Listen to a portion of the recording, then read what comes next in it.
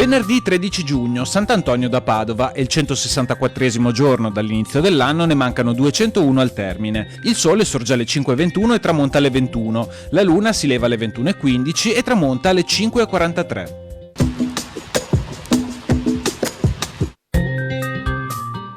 Nell'anno XIII del suo principato, tra il cordoglio generale, muore a Costantinopoli il grande doge Enrico Dandolo. Viene solennemente sepolto nella cattedrale di Santa Sofia.